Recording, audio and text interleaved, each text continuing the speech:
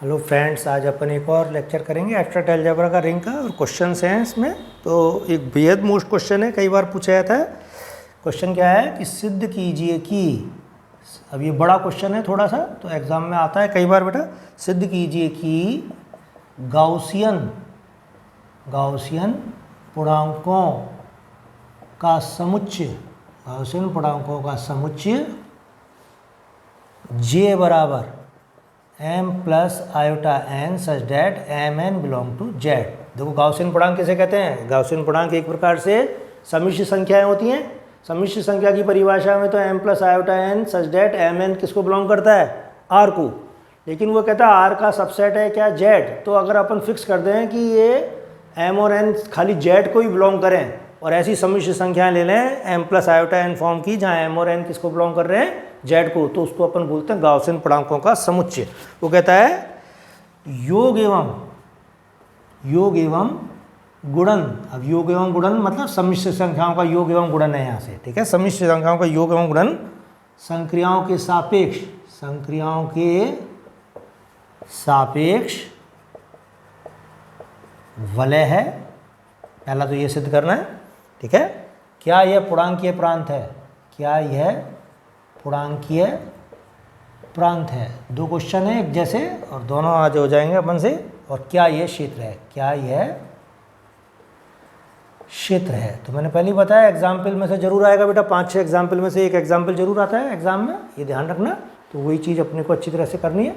तो क्या ये क्षेत्र है, ये चीज़ अपने को आनी चाहिए। अब देखो वही कह रहा है जे को प्लस के रेस्पेक्ट में पहले आवेली ग्रुप प्रूफ करो, जे को डॉट के रेस्पेक्ट में फिर आप सेमी ग्रुप प्रूफ करो और गुणन की योग पर बंटनशीलता लगाओ। और फिर सब जब ये सारी चीज़ें लग जाएंगी तो उसके बाद आप क्या बताओगे कि क्या इसमें यह वलय क्रम विनिमय वलय है, क्या ये वलय इकाई सहित वलय है, क्या ये वलय शून्यभाजक रहित वलय है। तो सारी चीज़ें आपको बतानी पड़ेंगी इसमें। फिर क्या इसमें नॉन जीरो एलिमेंट का इन्वर्स भी उपस्थित है।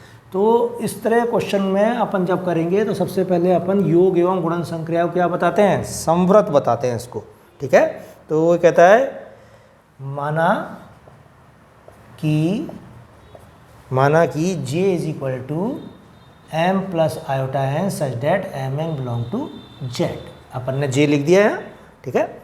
अब माना कि फिर से मान लिया अपन ने क्या कि m1 plus iota n1 belong to J तथा m2 plus iota n2 belong to J, ठीक है। जहाँ ये जरूर लिख देना बेटा m1 m2 n1 n2 belong to Z। तो दो एलिमेंट ले लिए J के अपन ने, एक m1 प्लस आयोटा n1 और दूसरा क्या लिया m2 प्लस आयोटा n2, ठीक है। और इन दोनों एलिमेंट को अपन ने इस रूप में लिख दिया कि ये J के एलिमेंट है और उसके बाद फिर अपन इसको आगे करेंगे सॉल्व, ठीक है। तो ये कहता है कि दोनों का योगफल क्या होगा। देखो अब m1 plus iota n1 plus m2 plus iota n2, ये किस में होना चाहिए? वापस J में। तो इसको रियल पार्ट अलग कर लो, m1 प्लस m2 और आयोटा n1 प्लस n2, ठीक है। अब m1 प्लस m2 ये भी किस में होता है? अगर m1 m2 Z में है तो m1 प्लस m2 भी किस में होगा? Z में। तो अब m1 m2 Z में है तब m1 प्लस m2 भी Z में, तथा n1 n2 Z में है तब n1 प्लस n2 भी Z में होगा। इसका मतलब क्या हुआ कि m1 plus iota n1 plus m2 plus iota n2 belong to J, ठीक है। फिर इसके बाद दोनों का गुणनफल लो हुआ, तो दोनों का गुणनफल लेंगे तो योग संक्रिया के साथ क्या गुणन संक्रिया को भी क्या बताना है? संवृत, ठीक है। तो ये सब काम करना पड़ता है। तथा m1 plus iota n1 into m2 plus iota n2 बराबर, लिख दो आप, रियल पार्ट अलग कर लो और इमेजिनरी पार्ट अलग कर लेना। तो दोनों का गुणनफल ये आ जाएगा पहला रियल पार्ट की फॉर्म में, प्लस आयोटा, फिर क्या लिखोगे आप? m1 n2 और m2 n1 belong to J, ठीक है। अब ब्रैकेट में आप फिर से लिखना, चूंकि m1 m2 minus n1 n2 belong to Z और m1 n2 plus m2 n1 belong to z। ये लिखना बहुत जरूरी है बेटा, ठीक है। अब आपने क्या निष्कर्ष निकाला? सम्मिश्र संख्याओं के योग तथा गुणन संक्रिया जी में द्विचर संक्रिया है, अतः योग तथा गुणन संक्रिया जी में द्विचर संक्रिया है, ठीक है।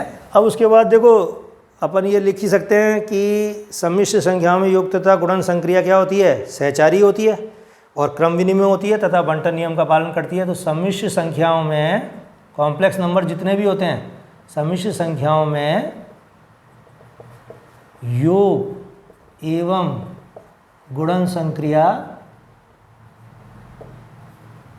सहचारी एवं क्रम विनिमय होती है, क्रम विनिमय होती है। तो वलय के लिए अपने को क्या a प्लस बी बराबर b प्लस ए बताना है, और क्रम विनिमय वलय के लिए क्या बताना है?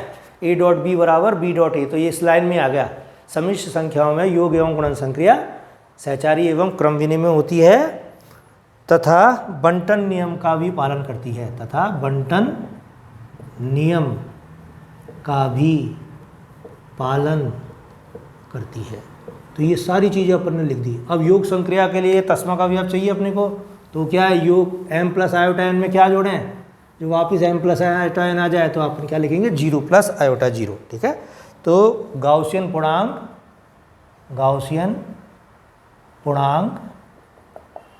0 प्लस आयोटा 0, 0 प्लस आयोटा 0 योग का तस्मक अवयव है, योग का तस्मक अवयव है। अपन देखो J प्लस को क्या प्रूफ कर रहे हैं?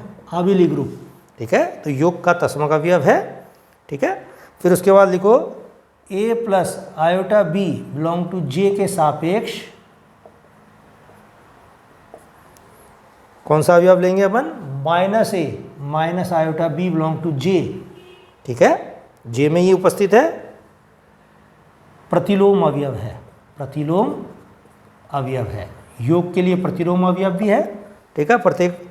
तो गाउसियन, और फिर उसके बाद वो ये कहता है कि 1 प्लस आयोटा 0। देखो J प्लस को आबेली ग्रुप प्रूफ कर दिया अपन ने, a प्लस बी बराबर b प्लस ए, ठीक है। फिर अपन ने साचार्यता भी लिख दी, बंटनता भी लिख दी, और 0 प्लस आयोटा 0 योग के लिए तस्मक अवयव ले लिया, और साथ में अपन ने ये भी ले लिया कि प्रत्येक अवयव का J के लिए J में ही प्रतिलोम उपस्थित है, ठीक है।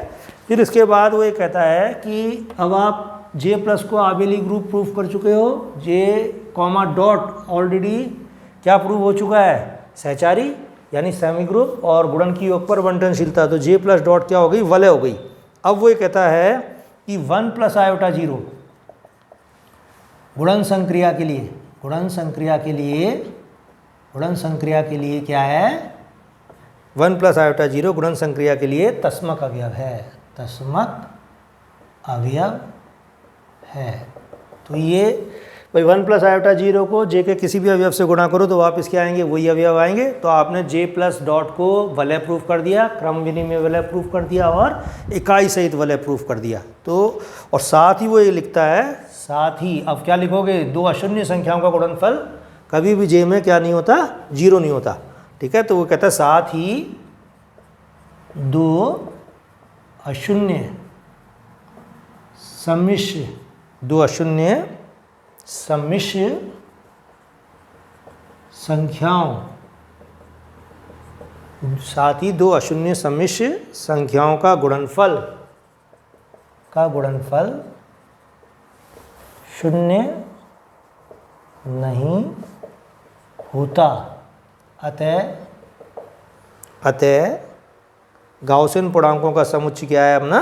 शून्य भाजक रहित है। तो आप लिख सकते हो इसलिए सम्मिश्र संख्याओं का समुच्चय, इसलिए गाउसियन पूर्णांकों का लिखना, गाउसियन पूर्णांकों का समुच्चय शून्य भाजक रहित है, ठीक है। अतः J प्लस डॉट एक पूर्णांकीय प्रांत है, अतः J प्लस डॉट एक पूर्णांकीय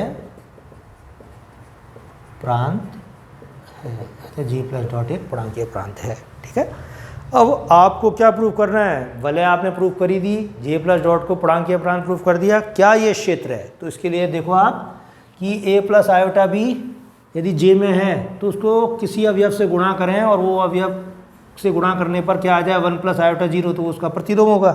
तो वो प्रतिलोम क्या इसमें उपस्थित है? तो ये कहता है माना A plus iota B does not equal to 0 plus iota 0। पहले तो ये चीज़ जरूर लिख देना। ठीक है, और ये किस में बिलोंग कर रहा है? जे में। ठीक है, माना ए प्लस आयोटा बी जो कि 0 के बराबर नहीं है, जे में बिलोंग कर रहा है, का गुणनात्मक प्रतिलोम, का गुणनात्मक प्रतिलोम x प्लस आयोटा y है। ऐसे तो निकालते हैं अपन। ठीक है, अब x प्लस आयोटा y को यदि a प्लस आयोटा b से गुणा करें तो क्या आना चाहिए? 1 प्लस आयोटा 0। ठीक है, और ये जो चीज़ है वो किसके बराबर आनी चाहिए? a plus iota b into x plus iota y की। अब इसमें x का मान निकाल लो आप। x का मान निकालते ही ये क्या आ जाएगा? इसका प्रतिलोम आ जाएगा। तो देखो ax माइनस बी वाई, तो इससे क्या लिख सकते हैं अपन? ax minus B Y is equal to, सब पार्ट अलग कर लो और रियल पार्ट अलग कर लो, तो ax माइनस बी वाई बराबर क्या आ जाएगा? 1। और रियल पार्ट अलग करने पर और इमेजिनरी पार्ट अलग करोगे तो bx plus A Y is equal to क्या आ रहा है? 0। और इससे x सॉल्व करोगे तो x का मान आ रहा है बेटा यहाँ x is equal to a upon A square plus B square. ये प्रैक्टिस से आ जाएगी चीज़। और दूसरा भी तरीका है इसका, आप a प्लस आयोटा बी को किससे? 1 अपॉन ए प्लस आयोटा बी से गुणा करें तो क्या आता है? 1 प्लस आयोटा 0। भाई a प्लस आयोटा बी का गुणात्मक प्रतिलोम अगर सोचें तो ये होगा। ठीक है, और अगर मैं इसको हटा दूँ अब तो आयोटा नीचे नहीं छोड़ते, तो ऊपर नीचे a माइनस आयोटा बी से गुणा कर दो संयुग्मी से, और उससे डायरेक्ट ये चीज़ आ जाएगी। तो क्या आ जाएगा अपने पास? इसका मान a upon A square plus B square, और y का मान आ जाएगा b upon B square plus P square. तो ये ऑटोमेटिक ही आ जाता है इससे। लेकिन इस तरीके को ना अप्लाई करके आप ये वाला अपनाना है यहाँ, क्योंकि बुकों में ऐसे ही दे रखा है y बराबर minus B upon A square plus B square. ठीक है, तो a प्लस आयोटा b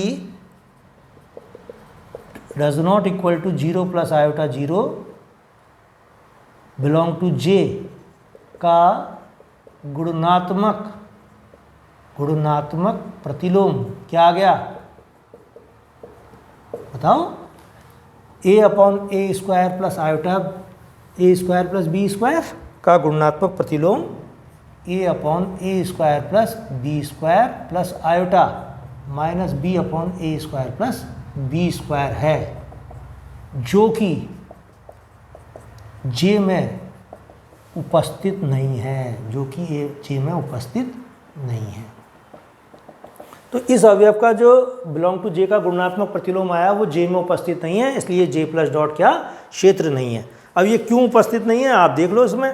जैसे a बराबर यदि 2 लूँ मैं और b बराबर 3 लूँ तो क्या आ जाए अपने पास?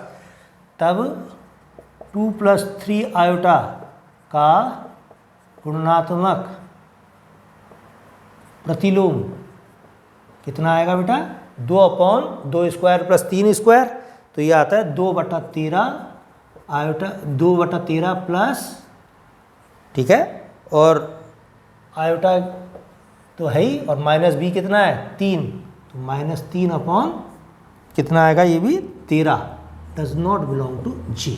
क्यों नहीं है? क्योंकि ये 2/13 और माइनस 3/13 जेड नहीं है। और जे की क्या कंडीशन है कि ये जेड के अवयव होने चाहिए थे। चूँकि आप लिख दो यहाँ, चूँकि 2/13 does not belong to Z तथा minus 3/13 does not belong to Z. ठीक है, ये ब्रैकेट में रीज़न लिख देना। अतः जे प्लस डॉट क्षेत्र नहीं है। अतः जे प्लस डॉट क्या है? क्षेत्र नहीं है। अतः जे प्लस डॉट क्षेत्र नहीं है, क्षेत्र नहीं है। तो ये एक और क्वेश्चन मैंने करा दिया आपको, जो बहुत ही मोस्ट क्वेश्चन है, कई बार आता है बेटा, थोड़ा लंबा पड़ता है, तो उससे परेशान मत हो जाना। इसी तरीके का एक और क्वेश्चन है, वो आप अपने आप करोगे, इसके जस्ट बाद दिया हुआ है बुक में कि सिद्ध कीजिए कि m plus n root two जहाँ mn बिलोंग टू z, ठीक है,